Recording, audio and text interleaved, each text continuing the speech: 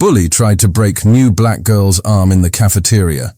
Seconds later, he was begging on the floor. The sound of trays crashing echoed through the crowded cafeteria. Every head turned just in time to see Logan Carter gripping Amara Johnson's wrist so tightly that her knuckles turned white. His friends laughed, feeding off his arrogance, while teachers pretended not to notice.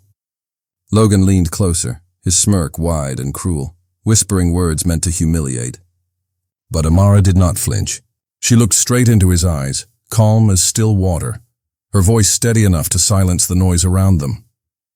He pushed harder, trying to show power, but the moment he tightened his grip, something changed. In one smooth motion, Amara twisted her arm, redirected his force, and Logan's body hit the floor with a thud that silenced the entire room. The laughter stopped. His face twisted in pain, tears forming before he could even understand what happened.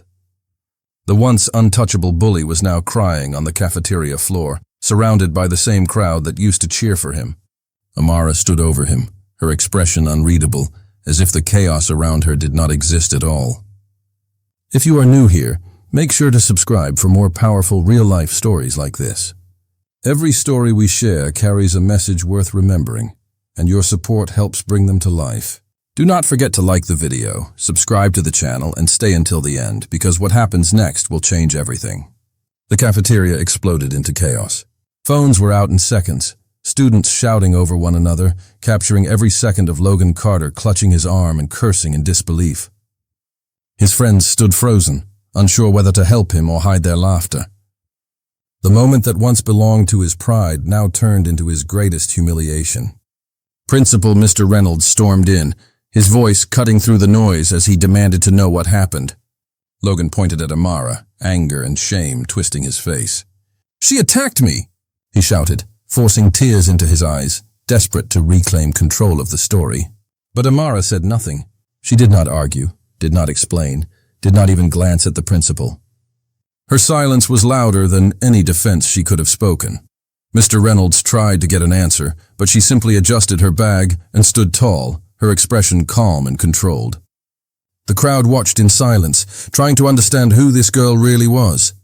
As the principal helped Logan to his feet, Amara turned and walked away slowly, the eyes of hundreds of students following her every step. Some whispered that she must have training. Others said she was just lucky, but the truth lingered in the air like electricity. Amara Johnson was not ordinary, and whatever had just happened was only the beginning of something far bigger than anyone at Lincoln High could imagine. Whispers spread through the halls faster than wildfire. Logan Carter was not willing to let one humiliating moment define him. Using his father, Robert Carter's influence, he began planting rumors. Amara Johnson was a violent transfer, someone who could not be trusted around other students. Teachers were subtly warned to keep an eye on her, their eyes following Amara as she moved quietly from class to class. Her locker was defaced one morning, covered in crude messages and insults. Students laughed as they passed by, expecting her to react. But Amara did not even glance at the vandalism. She stood in front of her locker calmly, as if she had anticipated this would happen all along. Her composure was unnerving. Classmates whispered about her strange silence and cold demeanor, some wondering why she did not break under pressure. Amara walked the hallways with her head high, but her eyes missed nothing.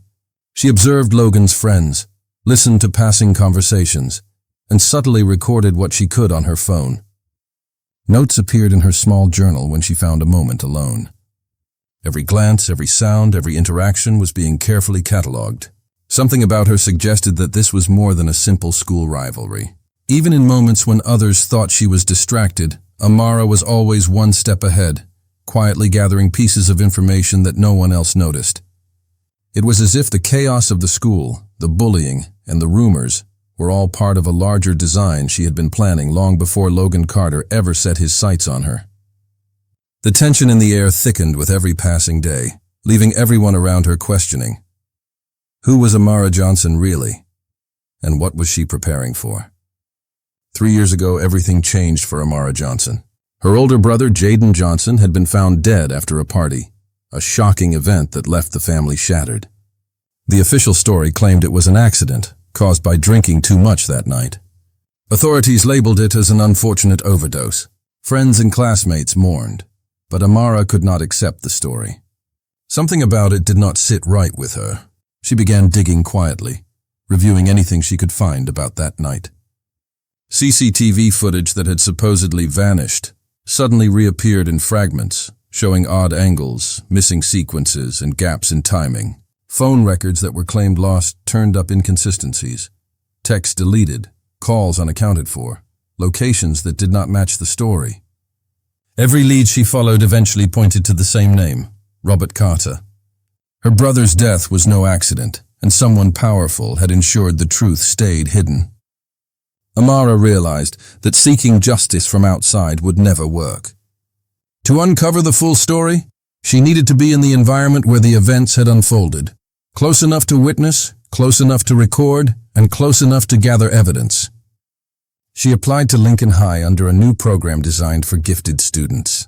To outsiders, it looked like a typical scholarship. To Amara, it was the first step of a carefully constructed plan. She knew Logan Carter, the mayor's son, had been present at that fateful party. He represented a link to everything her family had suffered. But this was not just personal revenge. Every action she had taken since arriving at Lincoln High had been meticulously planned, a combination of observation, preparation, and patience. Her calm demeanor, her unshakable composure under bullying and rumors, and even her silent recording of conversations were all parts of a larger mission. Amara was no ordinary student. She was someone who had spent 3 years preparing to uncover the truth, to hold powerful people accountable, and to ensure that justice would finally be served. The stakes were higher than anyone in the school could imagine. What began as a simple cafeteria confrontation was only the first domino in a carefully orchestrated plan, one that would expose corruption, reveal secrets, and change the lives of everyone involved forever. Amara moved through Lincoln High with the precision of someone who had spent years planning every step. Every glance, every whispered conversation, every subtle exchange in the hallways became part of her record. She carried her phone discreetly, capturing audio and video without anyone noticing, and kept a small notebook hidden in her backpack where she detailed patterns of corruption, favoritism, and intimidation. Every action taken by staff who seemed to protect privileged students, every unfair disciplinary decision was meticulously documented. A teacher, Mr. Delgado, took notice of her quiet diligence. One afternoon, he lingered near her desk and offered a subtle nod. "Not everything here is as it seems, young lady," he said quietly, making sure no one else overheard. Amara acknowledged him with a faint smile, understanding the unspoken message. He was aware, perhaps even sympathetic, and that small connection strengthened her resolve. Meanwhile, Logan Carter carried on as if nothing had changed. He mocked classmates, flaunted his father's influence, and tried to maintain the illusion of untouchable power. But every cruel word, every public display of arrogance, only reinforced the audience's growing frustration with him. His sense of superiority blinded him to the fact that Amara was quietly observing, learning, and preparing. Amara's preparation was not only her own work. In the background, she remained in communication with Agent Pierce and Agent Lynn, her federal contacts who guided her investigation from a distance. Their guidance was subtle, but crucial. Reminders about legal procedures, ways to document evidence so it could hold in court, and reassurance that she was on the right path. They were her mentors, ensuring that each move she made strengthened the eventual case without tipping off the people she was investigating. With every passing day, Amara's plan grew sharper. Each act of Logan's cruelty became another piece of the puzzle, another tool she could use when the time came. Students began whispering, sensing there was something extraordinary about the new girl who never reacted the way they expected. Little did they know, she was not only recording their world, she was about to turn it upside down. The storm was coming. Logan's confidence and arrogance would soon collide with Amara's patience and precision, setting the stage for a confrontation that no one at Lincoln High would ever forget. Every move was calculated, every moment purposeful, and Amara's quiet presence masked a storm ready to break. Logan Carter paced in the hallway, his face twisted with frustration. Every attempt to intimidate Amara Johnson had failed, and the whispers around school were not in his favor. Determined to regain control, he devised a plan. He would make it look like Amara had caused trouble. A staged confrontation, perhaps some planted evidence. He imagined the teachers would finally step in and discipline her, restoring his image of authority. Amara noticed his agitation but gave no reaction. She moved through her day with the same calm composure as always, aware that Logan's arrogance would be his undoing. Every glance he shot her was carefully observed, every muttered threat mentally recorded. She had anticipated this type of desperate move for weeks. The next day, Logan approached her in the courtyard, trying to make a scene. A small group of students gathered, sensing the brewing confrontation. He grabbed a piece of paper, waving it like a weapon, intending to accuse Amara of cheating on an assignment he had conveniently found. The crowd tensed. Amara looked at him without fear. With subtle gestures, she guided him into position, exactly where she wanted him. Hidden cameras she had previously set up in the courtyard captured every word and motion. Logan's face turned red as he realized too late that his staged trap was being documented. Every accusation, every attempt to twist reality was recorded in high definition, leaving him with nothing but embarrassment and suspicion from peers and teachers alike. After Logan stormed off, furious and humiliated, Amara quietly accessed her encrypted drive. She uploaded the footage immediately, sending a secure copy to her federal contacts. It was a silent victory, small but critical, and another step in her long-term plan. Every piece of evidence she collected now added to the mountain that would eventually expose Logan, his father Robert Carter, and the corrupt system protecting them. Students whispered, some exchanging nervous glances. Logan's reputation began to crack, and more eyes turned toward Amara with curiosity and caution. She remained the same, calm, measured, and always 2 steps ahead. The battle of wits was escalating, and the school could feel it. Logan's desperation only made him weaker, and Amara's quiet strategy was tightening around him. The storm she had been preparing for 3 years was closer than ever. The auditorium buzzed with chatter as students, teachers, and a few parents filled the seats. Mr. Reynolds had called this assembly, claiming it was to restore order after the chaos involving Amara Johnson and Logan Carter. Logan walked in confidently, flanked by his father, Robert Carter, and a small entourage of lawyers. Both wore the same smug expressions, pretending to be the victims in a story they had twisted for weeks. Amara entered quietly from the side door. Every eye turned toward her, curious and tense. She carried herself with calm authority, every step measured, every movement deliberate. She walked to the center of the stage, stopped, and surveyed the audience. The murmurs quieted as if the room itself recognized the weight of the moment. Without hesitation, Amara pressed a button on a small remote, and the screen behind her descended. Photos, videos, and documents appeared, each frame meticulously selected. The first clip showed Logan boasting about manipulating situations, his arrogance on full display. The audio revealed him laughing as he described silencing other students and covering up incidents with his father's influence. Financial records appeared next, showing suspicious transfers from the Carter family to individuals who conveniently lost key evidence in Jaden Johnson's case. Every screenshot, every file exposed layers of corruption that had protected Logan and his father for years. Students gasped. Teachers froze, uncertain how to react. Mr. Reynolds' face went pale, his previous confidence vanishing into a tight, uneasy silence. Amara's voice remained calm, unwavering. "This is the truth," she said clearly. "Not my version, not a rumor. Documented proof of the length some will go to hide the consequences of their actions." The audience leaned forward, drawn into the gravity of what she revealed. At that moment, the doors opened, and federal agents led by Agent Pierce and Agent Lynn entered. Agent Pierce's voice cut across the room with authority.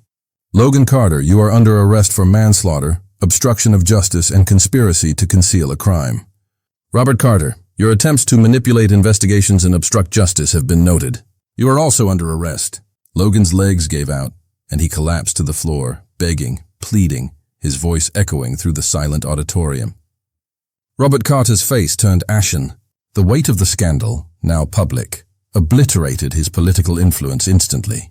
Cameras from local media flashed, capturing the downfall of a family that had believed itself untouchable. Amara looked out at the audience, her expression composed but resolute. Jaden Johnson, my brother, dreamed of a world where honesty mattered, where power did not excuse cruelty. Today his voice is finally heard and justice begins. The students whispered to each other, a mix of shock, admiration, and disbelief filling the room. Teachers exchanged glances, realizing how deeply the corruption had run. Federal agents began escorting Logan and his father from the auditorium. Even Mr. Reynolds had to face consequences, as his complicity in covering up incidents became undeniable. As the crowd absorbed the revelation, Amara remained on stage for a moment longer. She had achieved what she had planned for 3 years, exposing the system, protecting the innocent, and honoring her brother's memory. Every document, every recording, every calculated step had led to this exact moment. The auditorium fell silent as she turned, walked off the stage, and left behind a stunned audience. Justice had been served, and the power structures that once seemed untouchable were finally exposed. Even in the aftermath, her final words echoed in the minds of everyone present. Strength is not in shouting the loudest. Strength is in never giving up until justice is done. The next morning, the news spread like wildfire. Screens across the city flashed with bold headlines. Mayor Robert Carter arrested in school corruption and cover-up scandal. Photos of the auditorium scene dominated every network. For the first time, the untouchable power of the Carter family had collapsed under the weight of truth. Amara sat outside the courthouse steps, the winter air crisp against her face. She took a deep breath, feeling a strange stillness after years of tension. The fight had consumed her life, but now, for the first time, she could breathe freely. Justice was no longer a dream whispered to herself at night. It was real, visible, undeniable. Inside the courthouse, the trial moved quickly. Logan Carter faced multiple charges, from assault to obstruction. His arrogance was gone, replaced by the hollow look of someone who had finally realized that power built on lies cannot last forever. His father, once confident behind political speeches and public smiles, resigned in disgrace before the court could officially remove him from office. The courtroom atmosphere was heavy but decisive. Witnesses, evidence, and Amara's recordings formed a chain of truth that no lawyer could break. Mr. Reynolds, the principal who had turned a blind eye for years, stood before reporters outside the school. His voice trembled as he offered a public apology to students and parents. "I failed to protect those who trusted this institution," he said. His resignation followed soon after, marking the end of an era defined by silence and fear. Amara watched all of it unfold quietly. She did not smile or celebrate. Her calm expression held something deeper, a mix of relief and mourning. Justice had been served, but it had come at a cost. Jaden's absence still weighed on her heart, and she knew no verdict could ever bring him back. Yet she also knew he would have been proud of what she had done. As the day ended, Amara stood, looked toward the courthouse one last time, and walked away. The battle she had fought was finally over. Truth had won, and the people who once hid behind power were now facing the consequences they thought they could escape. The world had changed, not because of politics, but because one young woman refused to be silent. 6 months passed, and the city looked different. The once grand Carter mansion, once a symbol of power and corruption, now stood reborn as a community learning center. The sign at the entrance read, "The Jaden Johnson Youth Center," a tribute to the young man whose death had exposed the truth. Children laughed in the courtyard where silence and secrecy once ruled, their voices carrying hope instead of fear. Amara visited often, sometimes helping students with homework, sometimes just sitting in the garden where her brother's name was engraved on a small plaque. She no longer carried the weight of vengeance on her shoulders. What once began as a mission driven by pain had turned into something greater, a pursuit of justice that inspired real change. Her work with the FBI had continued quietly. Every piece of evidence she had gathered became part of a larger report that helped reform policies in schools across the state. The cycle of silence, favoritism, and hidden power was finally being broken. One afternoon, as sunlight streamed through the FBI field office windows, Agent Pierce handed her a small black case. Inside it was a badge, her badge. "You earned this," Pierce said simply. Amara looked down at it, her reflection shining off the metal surface. For the first time in years, she felt peace, Not the peace that comes from revenge, but the kind that follows truth, perseverance, and closure. Justice was no longer a dream. It was her purpose. True justice is never about breaking bones. It is about breaking the systems that protect the guilty. Amara did not fight for revenge.